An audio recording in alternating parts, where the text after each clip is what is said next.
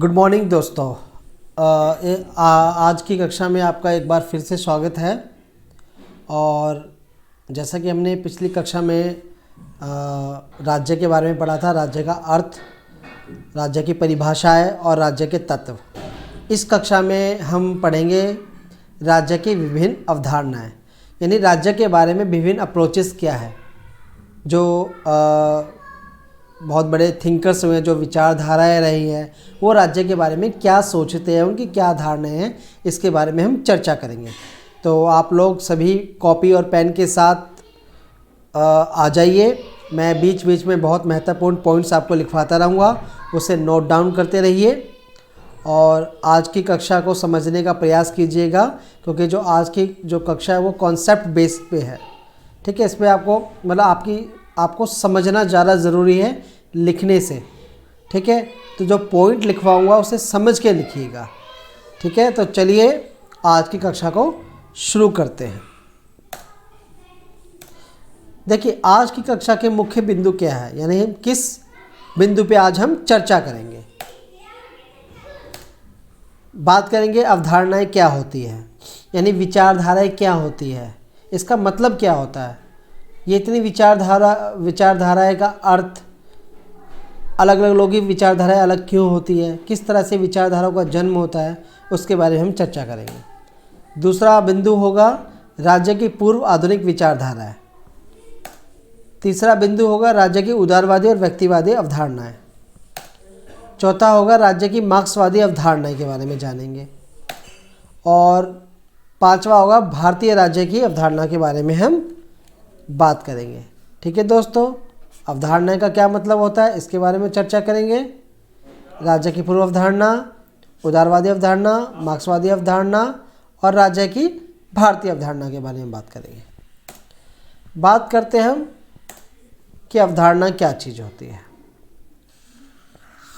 अवधारणा क्या चीज़, ये अवधारणा होती क्या चीज़ है।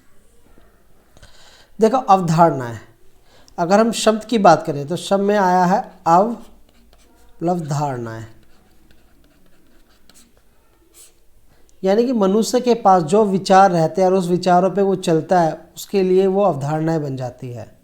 ठीक है, जैसे अगर मैं अपनी बात करूँ कि मेरी अवधारणा ये है कि भगवान होते हैं, मेरी अवधारणा है कि ईश्वर होते हैं, लेकिन कुछ लोगों की अवधारणाएं ऐसी होती है जो ये नहीं मानते कि ईश्वर होते हैं।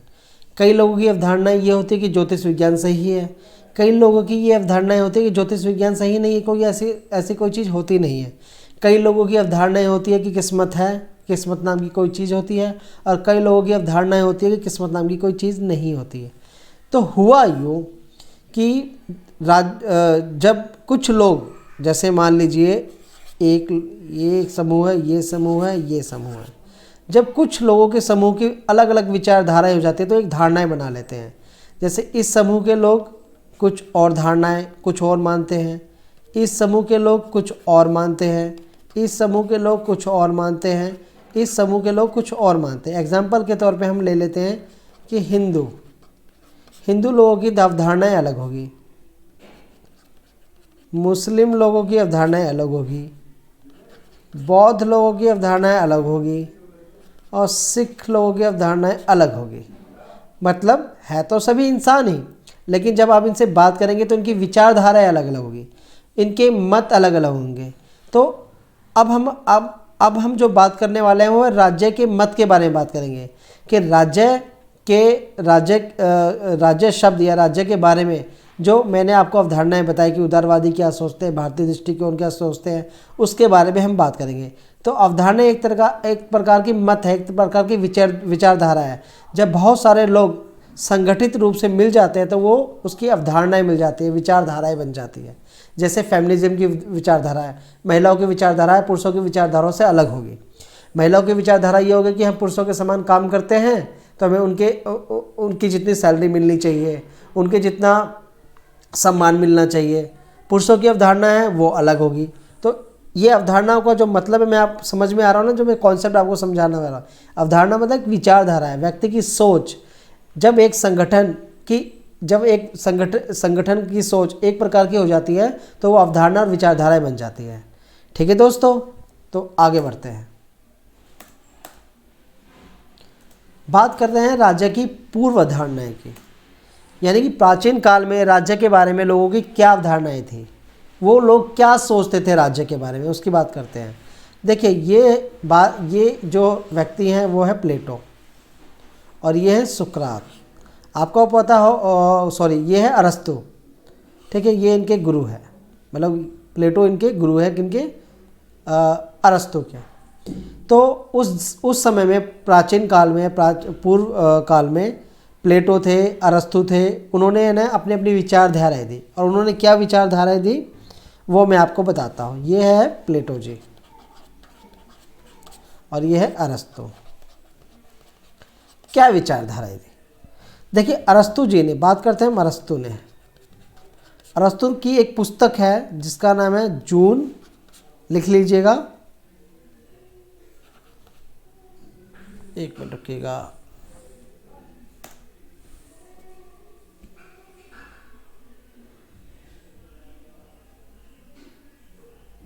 एक मिनट रखिएगा। हाँ, बात करते हैं, सॉरी, पेन थोड़ा सा सेलेक्ट कर लेता हूँ।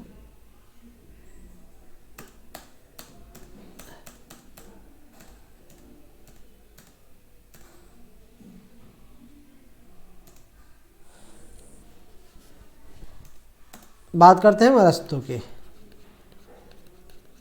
अरस्तु की एक पुस्तक थी जिसका नाम था जून पॉलिटिकन, नोट डाउन कीजिएगा। उन्होंने अपनी पुस्तक में लिखा है कि मनुष्य एक राजनीतिक प्राणी है और राज्य के बिना नहीं रह सकता। अरस्तु ने क्या लिखा है, मनुष्य एक राजनीतिक प्राणी है और राज्य के बिना वो नहीं रह सकता, ठीक है। और अरस्तु ने ये कहा है कि राज्य जो है वो साध्य है और व्यक्ति क्या है, साधन है, यानी राज्य ही सर्वोपरि है। यह अरस्तु का मानना था। प्लेटो का भी यही मानना था कि राज्य ही सब कुछ है, बिना राज्य के मनुष्य की संकल्पना नहीं की जा सकती। तो और अरस्तु जी का ऐसा मानना था कि जो पुरुष होते हैं वे अकेले ही नागरिक होते हैं और उन्हें ही स्वामित्व होता है सरकार चलाने का। उनका ऐसा मानना था कि महिलाओं, दास, विकलांग लोगों को नागरिक नहीं माना जा सकता, यानी उनको राज्य का सदस्य नहीं माना जा सकता क्योंकि वो राज्य चलाने में सक्षम नहीं है। तो अरस्तु राज्य के बारे में ये विचारधारा थी कि राज्य सिर्फ पुरुषों को ही दिया जा सकता है जो राजनीति चलाने में सक्षम हो। महिलाओं, दास और विकलांगों को ये अधिकार नहीं था। ये इनका मानना था, अरस्तु जी का मानना था। तो पॉइंट नोट कीजिएगा, ये राज्य को साध्य मानते थे, व्यक्ति को साधन मानते थे। राज्य सर्वोच्च संस्था थी और राज्य ही सारे कार्य करती थी, राज्य से सर्वोपरि कोई नहीं था। ये राज्य के बारे में पूर्व आधुनिक अवधारणा है, ठीक है। प्राचीन रोमन विचारधारा क्या कहती थी, प्राचीन रोमन विचारधारा, प्राचीन रोमन विचारधारा की धारणा थी कि नागरिक समाज ने ही राज्य की धारणा को जन्म दिया है, ठीक है। रोमन लोग क्या मानते थे, जो नागरिक समाज है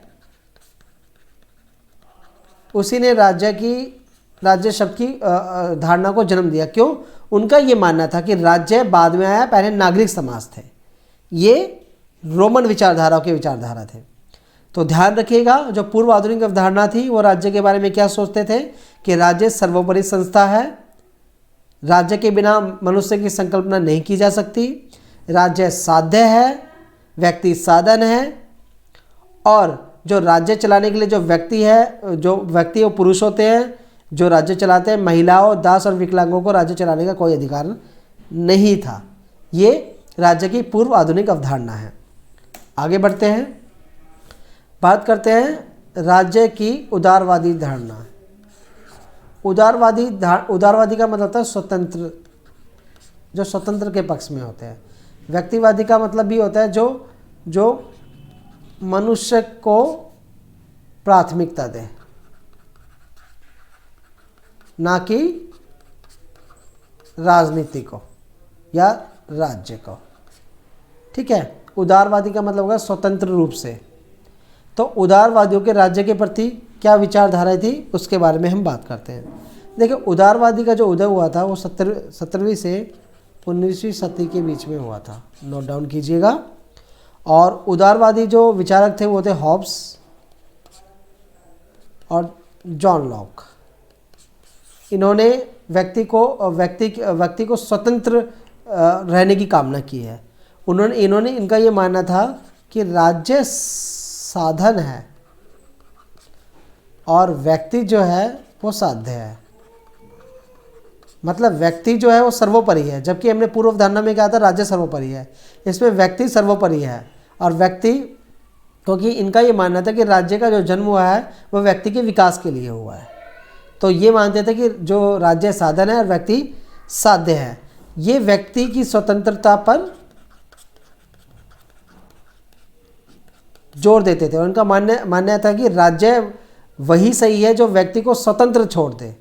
जबकि पूर्व अवधारणा में क्या था, वो व्यक्ति को स्वतंत्र नहीं छोड़ते थे, वो उस पर कुछ अंकुश लगाते थे, दंड देते थे, ठीक है, और सारी जो सत्ता थी वो राज्य के हाथ में दे रखी थी। जबकि उदारवादी मानते थे कि व्यक्ति, राज्य को सिर्फ वही काम करने चाहिए जो व्यक्ति के हित में हो, बाकी सारी स्वतंत्रता व्यक्ति के पास होनी चाहिए। ये उदारवादियों का मानना था, ठीक है। राज्य साधन है, व्यक्ति साधन। राज्य को सकारात्मक संस्थाएं मानते थे। ये क्या मानते थे, राज्य को सकारात्मक संस्था मानते थे और मानते थे कि जो राज्य जो भी कार्य करेगा व्यक्ति की भलाई के लिए कार्य करेगा। राज्य को एक कल्याणकारी राज्य के रूप में मानते थे, ठीक है। और ये इनका मानना ये था कि राज्य जो होगा वो हर व्यक्ति को समान अवसर देगा। क्या देगा, समान अवसर देगा, ठीक है। कल्याणकारी राज्य होना चाहिए। लास्की और जॉन राइट्स ने ये भी कह दिया कि राज्य का जो स्वभाव है वो समान अवसर की तरह और कल्याणकारी होना चाहिए। ये तो लास्की ने भी बोला था। और ये लोकतंत्र का समर्थन करते हैं, क्योंकि लोकतंत्र में व्यक्ति स्वतंत्र होता है, मतलब स्वतंत्रता दी जाती है। ये अधिकारों की भी बात करते हैं कि व्यक्ति को अधिकार मिलने चाहिए, जबकि पूर्व अवधारणा में अधिकारों की बात नहीं कही गई थी। अधिकार केवल पुरुषों को दिए गए थे, महिला को, दास को, विकलांगों के नहीं। जबकि ये समस्त व्यक्तियों को अधिकारों की मांग करते हैं कि सभी व्यक्ति के पास अधिकार और स्वतंत्रता होनी चाहिए, ठीक है दोस्तों। तो राज्य के उदारवादी और व्यक्तिवादी अवधारणा समझ में है कि वो ऐसी विचारधारा लोगों के बारे में क्या थी, वो क्या चाहते थे कि राज्य कैसा होना चाहिए। उदारवादी चाहते थे कि राज्य ऐसा होना चाहिए जिसमें लोगों को समान अवसर दिए जाए, कल्याणकारी काम हो और व्यक्ति के विकास की बात हो, व्यक्ति को स्वतंत्र छोड़ दिया जाए और जो भी काम करे वो व्यक्ति के हित में होना चाहिए। जबकि पूर्व आधुनिक काल में ऐसा नहीं था, वहाँ पे राज्य को सर्वोच्च माना जाता था, जबकि उदारवादी में व्यक्ति को सर्वोच्च माना जाता है, ठीक है दोस्तों। चलिए आगे बढ़ते हैं नेक्स्ट अवधारणा की बात करते हैं राज्य की मार्क्सवादी अवधारणा। कार्ल मार्क्स का नाम आपने सुना होगा। इस समाजवाद के बहुत बड़े समर्थक रहे, इसको कम्युनिस्ट बोलते हैं। इनका क्या मानना था, इसको हेगेलियन या ग्रीमिशियन भी कहा जाता है। हेगेलियन और ग्रीमिशियन अवधारणा भी कहा जाता है, इसको ध्यान में रखिएगा। इनका क्या मानना था, इनका ये कहना था कि जो राज्य होता है वो व्यक्ति का शोषण करता है। कैसे शोषण करता है, इनका ये मानना था कि राज्य में दो प्रकार के लोग होते हैं। एक होते हैं जो आर्थिक रूप से संपन्न होते हैं और एक होता है मजदूर वर्ग जो इनके यहाँ काम करते हैं। तो इनका ये मानना था कि राज्य सारी पावर जो आर्थिक रूप से संपन्न होते हैं, यानी कि उनके हाथ में होती है, इनके हाथ में कुछ नहीं होते हैं, और ये लोग इनका शोषण करते हैं। क्यों, ये इससे काम कराते हैं और इनकी मेहनत का पूरा पैसा नहीं देते और इनके जो भी लाभ होता है वो ये लोग खा जाते हैं। तो ये कहते हैं, इनका ये मानना था कि राज्य जो संस्था है वो होनी ही नहीं चाहिए, क्योंकि वो व्यक्ति का शोषण करते थे। इसलिए ये लोग कार्ल मार्क्स पूंजीवाद का विरोधी थे और इनका मानना था कि समाज में सभी लोग बराबर होने चाहिए। क्या होना चाहिए, बराबर होने चाहिए। तो इनका ये मानना था कि जो पूंजीवादी लोग हैं वो अपने धन से फैक्ट्रियाँ स्थापित कर लेते हैं और ये जो मजदूर लोग हैं उनसे काम कराते हैं और उनका शोषण करते हैं, और ये जो व्यक्ति लोग होते हैं यही राज्य चलाते हैं। इसलिए कार्ल मार्क्स हमेशा राज्य का विरोध करते थे कि राज्य एक नकारात्मक संस्था है, और राज्य विहीन समाज की संकल्पना करते थे। किसकी संकल्पना करते थे? राज्य विहीन, यानी राज्य नाम की कोई चीज़ ही ना हो। इसको वर्ग विहीन भी बोलते हैं। कोई वर्ग नहीं होना चाहिए, सब समान होने चाहिए। ठीक है दोस्तों, इसको थोड़ा सा मिटा देते हैं क्योंकि पूरा का पूरा भर गया है, तो हम थोड़ा सा इनको मिटा देते हैं। तो दोस्तों, आप लोगों को समझ में आ रहा है ना? ये विचारधारा को समझ जरूर जाना, क्योंकि बार बार है ना पॉलिटिक्स में है ना ये विचारधाराएं घूमती रहेंगी। मार्क्सवाद, आधुनिकवाद, ठीक है, व्यक्तिवाद, ये सब आता रहेगा, तो इनको समझ लेना। और कोई भी इशू आता है, कोई भी प्रॉब्लम आती है तो मुझसे ज़रूर पूछिएगा। कॉपी पेन ज़रूर उठा के रखिएगा, क्योंकि बिना कॉपी पेन आप समझ ही नहीं पाएंगे। एक हेगल जी थे, 1770 से 1836 तक। हेगल ने क्या कहा है सुनिएगा। राज्यों को सामाजिक संस्थाओं का उच्चतम, नवीनतम और यहाँ तक कि अंतरिम रूप मानते हैं, यानी कि ये मार्क्सवादी का विरोध करते हैं। वो कहते हैं कि जो राज्य होता है वो सामाजिक संस्थाओं का उच्चतम, नवीनतम और अंतिम रूप मानते हैं, यानी कि राज्य को ही सब कुछ मानते हैं, उच्चतम भी, नवीनतम भी और अंतिम भी, जो मानते हैं राज्य ही है। ठीक है, ये मानते थे, मैंने इसके बारे में बता दिया। और मार्क्सवादी विचारधाराओं के बारे में मैंने आपको बता दिया कि पूंजीवादी का विरोध करते थे, समाजवाद की स्थापना करना चाहते थे। ये प्रत्येक व्यक्ति को बराबर होना चाहिए राज्य के अंदर, राज्य विहीन समाज की संकल्पना करते थे, राज्य और वर्ग विहीन समाज की कल्पना करते थे, और राज्य को एक नकारात्मक संस्था मानते थे। और इनका मानना था कि सर्वहारा होना चाहिए, सर्वहारा वर्ग। जब मैं मार्क्सिज्म पढ़ूंगा ना तो उसमें ये आपको जरूर बताऊंगा, बहुत इंपॉर्टेंट है इनका। ये मैं थोड़ा सा ब्रीफली में बता रहा था। उनका मानना था कि जब मजदूर वर्ग सर्वहारा वर्ग को ख़त्म कर देगा, यानी उस पर आधिपत्य स्थापित कर देगा, तब सर्वहारा वर्ग की स्थापना होगी जिसमें सभी लोग बराबर होंगे और जिसमें उनका शोषण नहीं होगा। ऐसी उनकी विचारधारा थी। तो जब हम स्पेशल रूप से मार्क्सवादी अवधारणा पे आएंगे तो उसमें हम डिटेल्स में पढ़ेंगे। ठीक है दोस्तों, तो आगे हम चलते हैं नेक्स्ट विचारधारा पर। ये कार्ल मार्क्स है, देख लीजिए, ये कार्ल मार्क्स है। बहुत बड़े थिंकर्स थे, बहुत बड़े फिलोसफर भी रहे हैं। इन्होंने अपने तरह तरह की अवधारणाएं भी दी है, राज्य के ऊपर भी दी है, नागरिक के ऊपर भी दी है, लोकतंत्र के ऊपर दी है। बस इसका बेसिक्स याद रखिएगा। ये पूंजीवाद का हमेशा विरोध करते थे और राज्य का तो पूरा ही विरोध करते थे, और तभी इन्होंने राज्य विहीन समाज की कल्पना की थी कि राज्य ही ना हो। ठीक है दोस्तों, आगे बढ़ते हैं।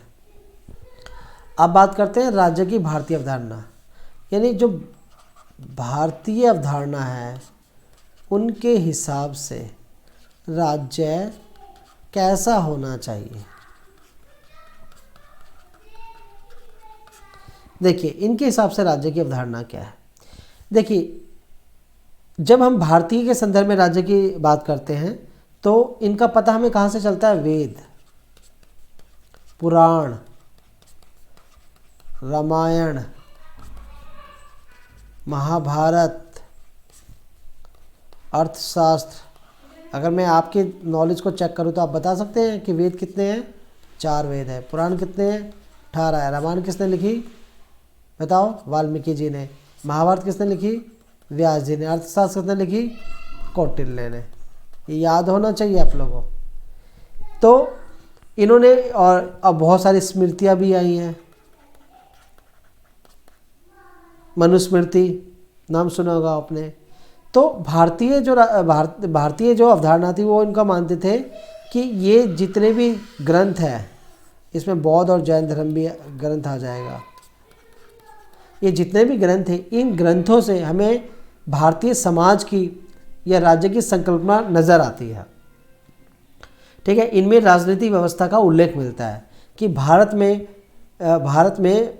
भारत के इतिहास में जो राजनीतिक व्यवस्था थी वो कैसी थी। बौद्ध से पता चलता है, जैन धर्म से पता चलता है, स्मृतियों से पता चलता है, कौटिल्य के अर्थशास्त्र से पता चलता है, रामायण से पता चलता है, पुराण से पता चलता है। उससे हमें भारत में जो राजनीतिक व्यवस्था थी कि कैसे राज्य को चलाया जाता था उसके बारे में पता चलता है। तो इनके हिसाब से वो बात करेंगे, इनके हिसाब से राज्य कैसा होना चाहिए। इनके जो पुराने एक राजा होता है, ठीक है, उसके मंत्री होते हैं, प्रशासन होता है और लोग उसे स्वीकार करते हैं और फिर चलता है। इनकी ऐसी धारणा थी कि राज्य इस तरीके से होता है। ठीक है, ये पुरानी अवधारणा की बात कर रहा हूँ मैं आपको। कौटिल्य जी ने राज्य के 7 तत्व बताए थे, जिसे सप्ताह सिद्धांत भी बोलते हैं, मैंने पिछली क्लास में बताया था। और उन्होंने ये भी बताया था कि जो राज्य के तत्व हैं वो 7 होते हैं। ठीक है, राज्य की प्रकृति, शुक्र नीति में राज्य को एक जीवित शरीर के रूप में बताया गया है। शुक्र नीति एक शास्त्र है, उसमें राज्य को जीवित शरीर बताया गया है, नोट डाउन कीजिएगा। उसमें राज्य को जीवित शरीर बताया गया है। ठीक है, शासनीय व्यवस्था का आधार धर्म था, यानी कि भारतीय संदर्भ में राज्य कैसा था, उसका जो शासन का आधार था वो धर्म था। जैन धर्म में जो भी व्यवस्था चलती है धर्म के आधार, बौद्ध धर्म, रामायण पूरी धर्म के आधार पर है। तो शासन व्यवस्था किसके आधार पर चलती थी, धर्म के आधार पर चलती थी। नोट डाउन करते रहिएगा। राज्य का उद्देश्य क्या था, राज्य का उद्देश्य था शांति स्थापित करना और सत्य की रक्षा करना। अगर आप पुराण या वेद वगैरह पढ़ोगे ना तो उसमें 2 ही उद्देश्य हैं कि राज्य का क्या उद्देश्य होना चाहिए, शांति स्थापित रखे और सत्य की रक्षा करे। यानी टोटल रूप से जो भारतीय की राज्य की संकल्पना है वो आध्यात्मिक थी कि शांति स्थापित करे और सत्य की रक्षा करे। इसको मिटो देते हैं। ठीक है दोस्तों,